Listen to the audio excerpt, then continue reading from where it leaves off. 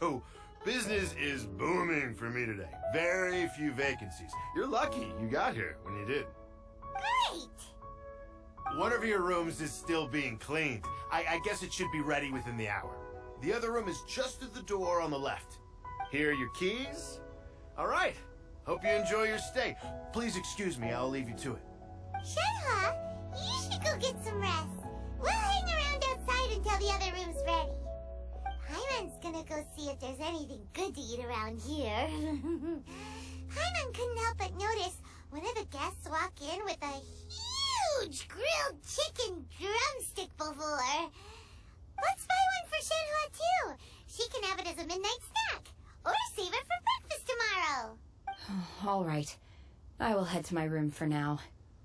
If you need anything, don't hesitate to disturb me. I'm a light sleeper. I will hear if you knock on the door. See you tomorrow. Hey! Isn't that Claffertina?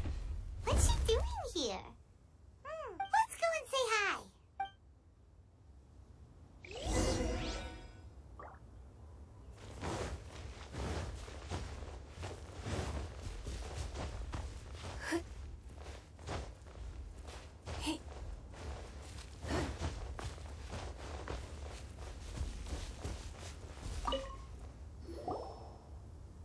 One trusts you have met Shenhe. So, are you getting along quite well? So far so good, yeah. So, you know Shenhe too, Claffertina? Naturally. Save for Ganyu, who spends the majority of her time in Liyue Harbor. All the Adepti living today are acquainted with Shenhe to some degree. Cool! So, what's her Adeptus name anyway? Calling her Shenhe feels kind of friendly, but also kind of disrespectful. So Paimon's thinking maybe it'd be better if we called her by her Adeptus name instead. Her Adeptus name? Why, pray tell, would Shenhe have an Adeptus name? Don't all Adepti have a special title they go by? On this latter point, you are correct. However, Shenhe is human. Oh, right. Wait, what? Paimon neither! This is a real surprise! Do you mean to say that she presents differently from ordinary human beings? Well, to start with, her problem-solving methods are... Ah, yes. She was like this all those years ago when one first met her. In this respect, she has not changed. One first found Shenhe by chance in a cave. One was passing by and sensed the presence of a god's remains. Being of an ever-vigilant disposition, one inside was Shenhe, then aged around 6 years old. In her hand, she held a dagger with which she was confronting a monster that was the god's remains incarnate. That sounds so dangerous. When one arrived, she had already been locked in confrontation with this monster for several days. Most mortal children are fragile, both physically and mentally, and are highly reliant on their parents for survival. But not so her. That she was able to endure such terrible danger was due not only to her strong willpower, but also to the bloodlust and homicidal instinct with which she was born. One dealt with the monster, yet she still refused to lower her guard. She even pointed her dagger in one's direction and remained ready to strike. Only after she was satisfied that one had no intention to cause her harm did she finally relent. She then passed out without uttering a single word. In other words, if you hadn't passed by that day, Shenhe might have... Not necessarily. Upon one's arrival, one could sense that the god's wrath was gradually receding. Even had the stalemate continued, one suspects that Shenhe may have still emerged the victor of the confrontation. That's still so dangerous, though! Why was a tiny little kid battling a Alas, the mortal world is rife with suffering of every kind, and she had experienced her fair share of this, even at a tender age.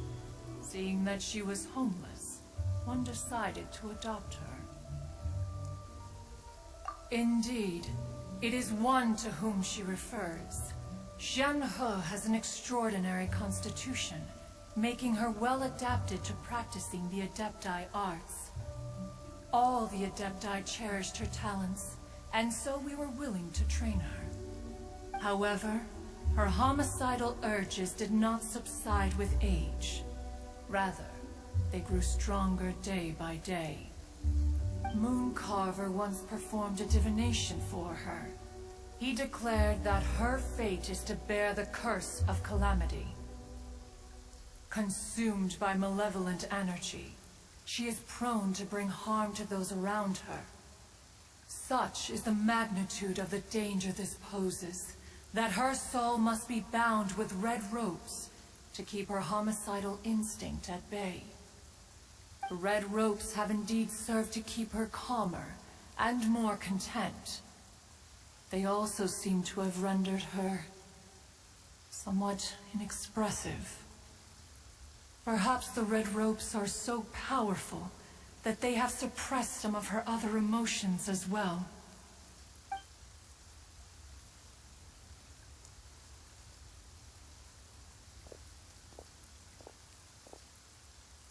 It is only by fate that people's paths may cross.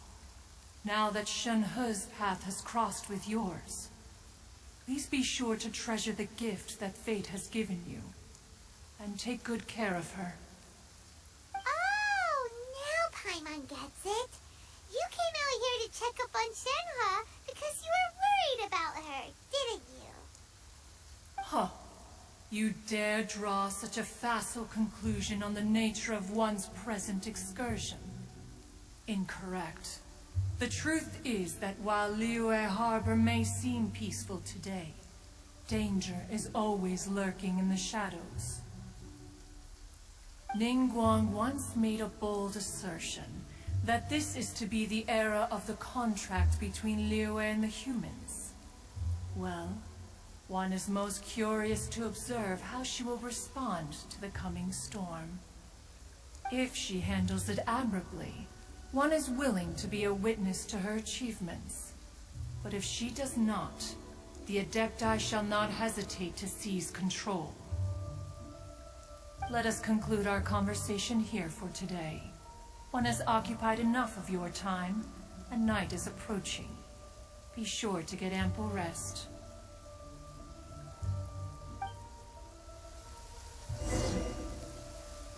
So, Shenhe isn't an Adeptus after all. She just grew up around the Adepti. Oh, no wonder she doesn't like being treated as an Adeptus. Having everyone falling over themselves to show their respect all the time must be kinda hard to deal with.